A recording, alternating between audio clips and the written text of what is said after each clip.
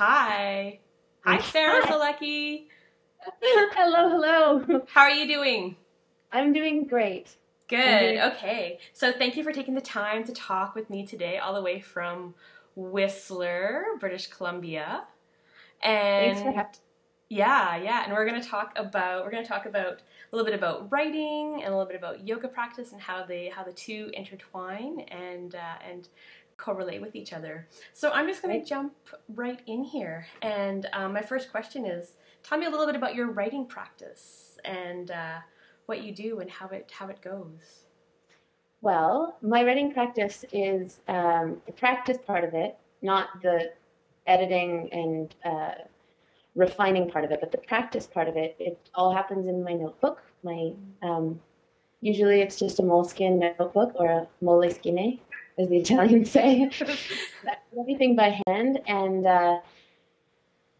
it really sometimes when I don't have a project on the go, I find personally writing first drafts the hardest and most grueling part of writing. And so right now I'm in that stage actually of just like in between projects, don't have anything to edit.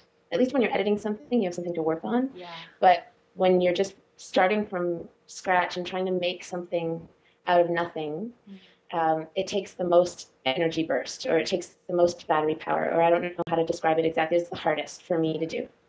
So sometimes, most often, my writing practice is 10 minutes a day, and it's by hand in my notebook, and I don't reread what I've written. So the like part of the agreement that I have with my practice is if I do it, I won't reread it, and because if you're rereading it, really, well, when I reread it, it's just to see if it's any good or not. So part of the practice is to take that out of it. And the way that I've found to do that is just write by hand and then close the book. And the next day, don't even reread it the next day, just open up to the next page and write again.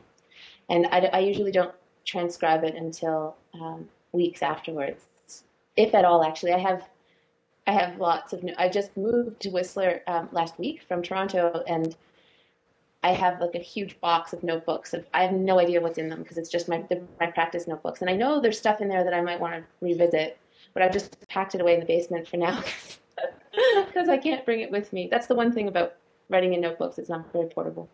I mean, it is portable, but archiving it is not very portable. That's true. It's hard to organize too, I find. Oh, it's completely disorganized. Yeah, it's the one. I mean, I'm pretty organized in general. On my computer, my files are very organized, but my notes by hand. I mean, part of the another agreement I have with my practice is to not organize it, is to not try to put any grid on top of whatever it is, and that's why I find the first draft process so grueling, is because my personality doesn't groove with that sort of free form way of creating at all. So I have to put all these rules in place. And Mm-hmm. one of them is just, I'm not going to organize you. I'm not going to tell you what you are. You just have a right to exist. And I'm not even going to look at you very much. That's a that's a good way to go about it. And then how about I understand that you are also like a yoga practitioner and you've had a meditation practice and stuff. So, what is that practice Mm-hmm. like? Well, yoga came first years ago before I even knew what it was. Just when I was, in my early 20s, in Peterborough, Ontario, I started taking yoga classes with someone trained with the Esther Myers School.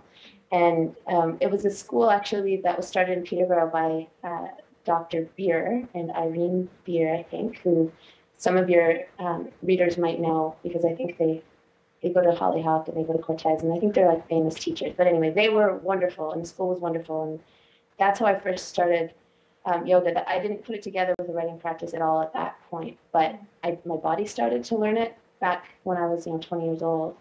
And then meditation was the practice that first started to help me in my writing. I mean, writers tend to be on the neurotic side.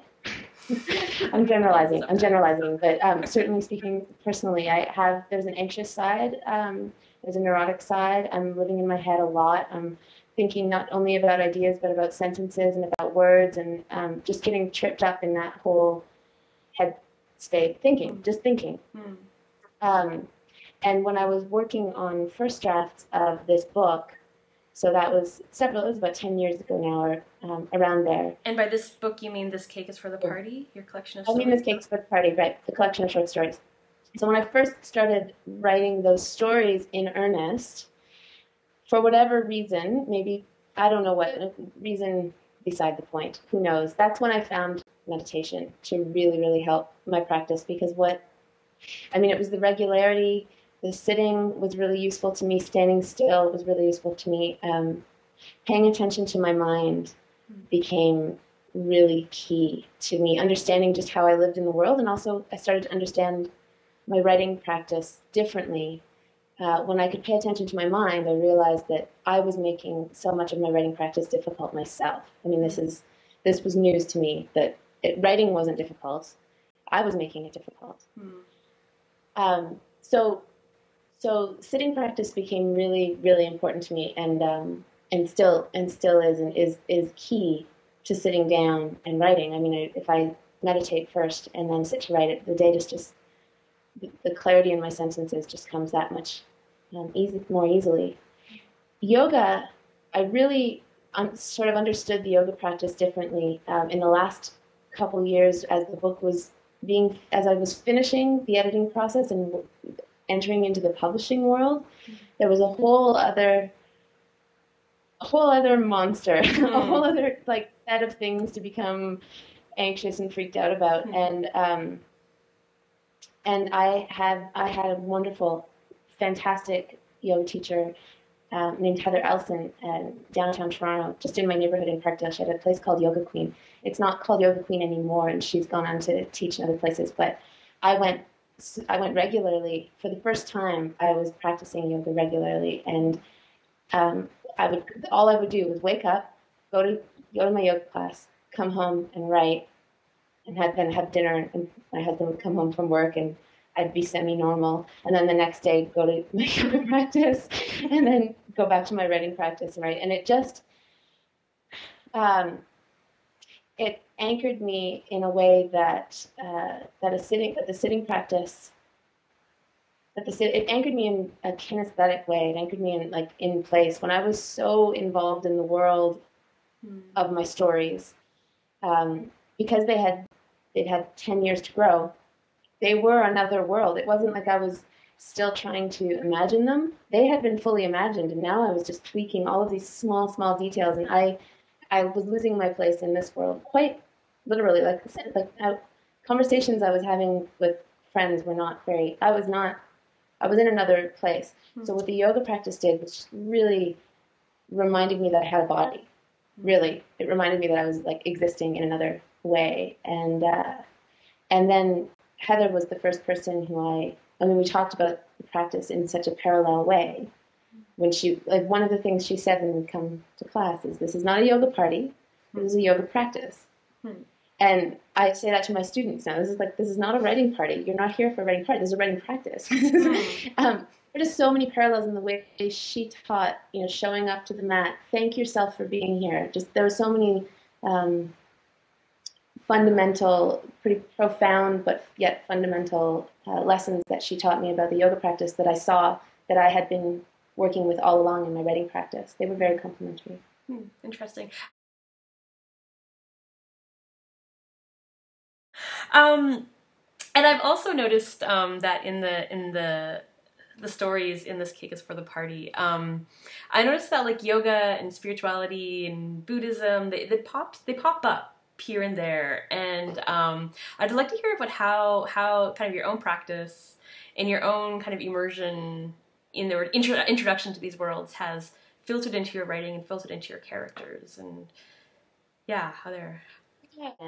I try to write. I try not to cover myself up when I write my sentences. The practice of being present on the page necessarily means being transparent and vulnerable, and all the rest of it. Because if I pretend to be something I'm not in my sentences, a reader will spot that immediately. So what I need to do in the practice is not think about where anything's coming from, and be the transmitter of whatever wants to come out. That sounds whatever wants to come out. I don't know how else to say it. It's like it's a transmission. I'm a transmission of whatever my sentences, wherever they want to go. And so, of course, because I was meditating every day and my yoga practice was, I mean, on the one, there are two sort of paths to that. One is it's these stories and these characters are a reflection of me and people I know and people I want to be and people I am afraid that I am and people I'm afraid of and people I love deeply. And I mean, all of that is encapsulated in these characters, and they're all composites of a mixture of all of that. So on the one hand, it's a reflection of my world.